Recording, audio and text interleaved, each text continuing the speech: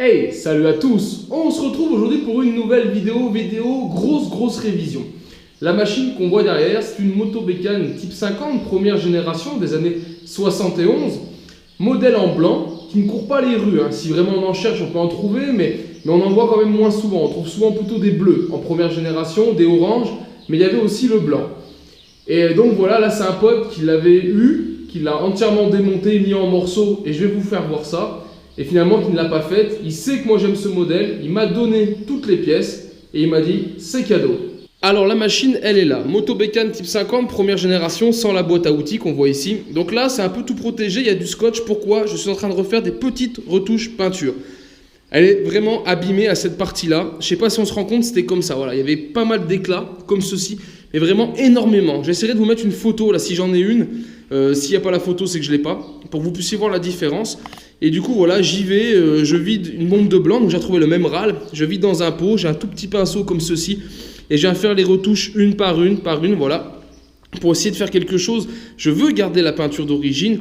Le problème, c'est que j'ai pas les carters. Donc moi, je risque de retrouver des carters. Soit il va falloir que je les peigne, soit je vais retrouver des carters d'occasion qui seront forcément en meilleur état que ce que c'était là.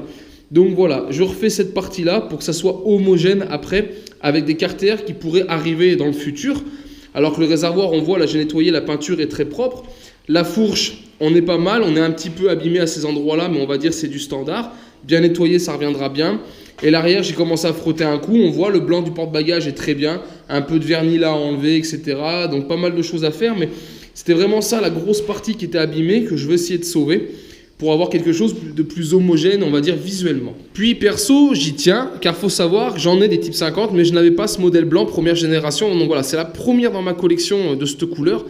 Donc je vous avoue, je suis quand même plutôt content. Donc c'est pour ça que je veux vraiment faire quelque chose de très cohérent. Donc voilà, le cadre, il est là. La plaque mine, elle est là.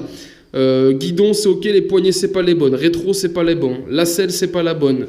Le feu arrière, c'est pas le bon. Il faut revoir les transmissions, donc les deux chaînes.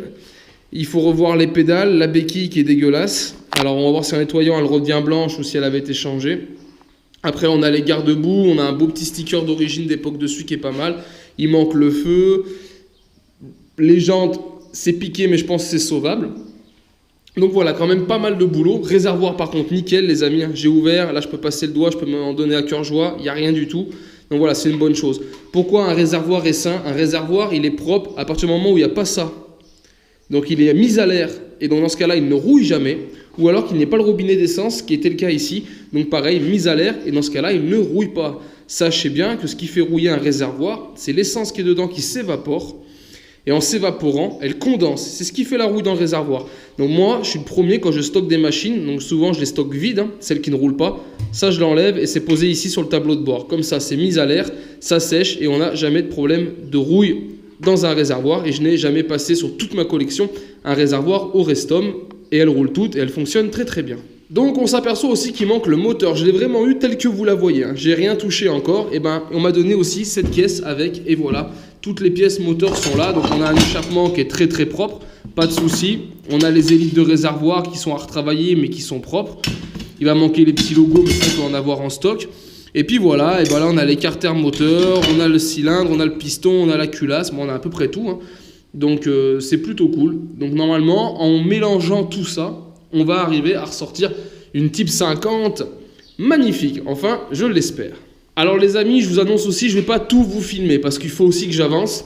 À partir du moment où je vais attaquer à faire le 3 retouches de peinture, je suis dessus, je suis concentré, je fais ça, je fais pas de vidéo. Donc voilà, il va falloir quand même que j'essaye d'avancer, donc je vais pas tout filmer, mais ce qu'on fera, c'est qu'on fera un petit checkpoint de temps en temps sur l'avancement des travaux. Et puis ça vous fera une vue d'ensemble de ce qu'elle était et de ce qu'elle va devenir. Alors, en attendant que mes essais peinture sèchent, qu'on voie à peu près le résultat final si on est bien, je vais commencer par la boucle arrière. Donc j'avais commencé à nettoyer ça, je vais finir, essayer d'enlever tout ce vernis pour pouvoir nettoyer. Donc là je fais pendant que c'est dessus, après je démonterai, je ferai le dessous, etc. On fera le porte-bagages, la boucle arrière, enlever le feu, changer le feu. Donc voilà, on va attaquer par la boucle arrière et je vous dis, et finir ces retouches de peinture ici au niveau du bas de selle, début de réservoir. Alors plus je la regarde et plus je commence à démonter 2-3 trucs, puis je commence à comprendre l'histoire de cette machine. Je pense que c'est une machine qui est restée longtemps stockée dehors. Donc cette machine a dû être trouvée d'origine, attaquée à être bricolée. Pourquoi? Parce que les câbles et les gaines c'est noir, les poignées ont été changées, c'est pas vieux, hein, c'est en parfait état. Mais c'est pas les bons trucs, la selle non plus. Donc je pense que quelqu'un avait dû commencer à la restaurer. Je dirais pas que c'est mon pote, je pense pas. Mais voilà, il y a eu un début de restauration. Et quand on regarde dans tous les interstices qui sont ici derrière, ou même encore dessous la béquille, là, un peu l'état de l'ensemble, ça c'est une machine qui a dû rester posée dehors un long moment. On retrouve beaucoup de feuilles, de crasse comme ça. C'est un peu l'idée que j'en ai. Hein. C'était une machine qui a été abandonnée, je crois, par 2 reprises. Et puis qui là va découvrir donc une nouvelle vie. Donc voilà, ça fait plutôt plaisir. Et puis voilà, allez, je continue à démonter. Allez, regardez pour vous faire voir un peu la différence. Donc ça, c'est ce qu'on avait avant. Et on voit là, cette partie que j'ai commencé à nettoyer. Donc on voit tout de suite la différence. On a une très bonne base sur cette partie. Là, ici, c'était entièrement plié. Donc je l'ai complètement décabossé. Maintenant, on est nickel, droit, plat, on est bien. Et là, ce que je vais faire, c'est que je vais tout gratter, poncer. Et on va repeindre juste cette petite bavette en blanc de façon à être homogène. Vous voyez, s'il y a trop d'éclat là, c'est presque dommage. Donc là, je vais me permettre de faire une petite retouche. Allez les amis, un nouveau petit point ici. Regardez, donc avec les retouches peinture, ça rend plutôt pas mal. Hein. On arrive en ayant tout bien nettoyé, tout poliché. Il y aura une autre passe de nettoyage. Hein. Une fois que la peinture sera sèche, je renettoierai tout en même temps. Mais voilà, là, on est sur un rendu qui est plutôt pas mal. Je suis assez content. Hein. Juste en faisant quelques retouches, on arrive à retrouver quand même quelque chose de sympa. On a l'impression que c'est quasi comme neuf. Allez, toujours dans les petites retouches peinture, regardez, je voulais faire voir le brossillon au fond. Vous voyez tous les éclats qu'il y a. Donc là, il y en a un tout petit peu. Ça me choque pas, c'est même plutôt normal, on va y garder. Là, il y en a quand même pas mal. À l'intérieur, c'est pas normal qu'on ait tout ça. Et bien là, je vais venir faire des petites retouches peinture au pinceau. Et je vous fais un avant-après. Donc là, on est avant et on se retrouve tout de suite après. Et voici donc le après les amis, hein. Donc voilà, quelques retouches au pinceau, donc c'est pas parfait. Après quand il y aura toutes les chaînes et tout, ça se verra plus, mais quand on regarde dans l'ensemble quand même, maintenant c'est quand même plus blanc qu'avant. Toutes les petites taches noires ont disparu, et puis ça évitera surtout que ça rouille aussi par la suite, donc c'est l'avantage, hein. Moi j'ai une peinture blanc là qui tient directement sur la rouille, donc voilà, c'est plutôt cool. Et puis là derrière pareil, hein, j'avais détordu la bavette, vous voyez, remis un petit coup de blanc. Ben on est pas mal, hein. Ça rend plutôt pas mal, je ferai peut-être une couche ou deux, histoire d'avoir quelque chose d'assez lisse, d'assez propre. Mais voilà, le résultat de la boucle arrière est plutôt concluant. Et allez, un nouveau point de vue sur cette moto confort. J'avais dit moto bécane, mais à force de tourner autour, voilà, j'ai pu faire le tour, hein, parce que j'avais pas forcément regardé.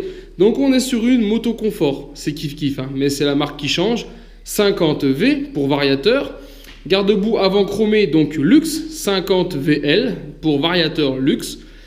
Et donc voilou, j'ai remonté les élites avec les logos mobilettes. Donc les élites, elles étaient dans la boîte, les logos, ils n'y étaient pas. Heureusement, j'ai du stock.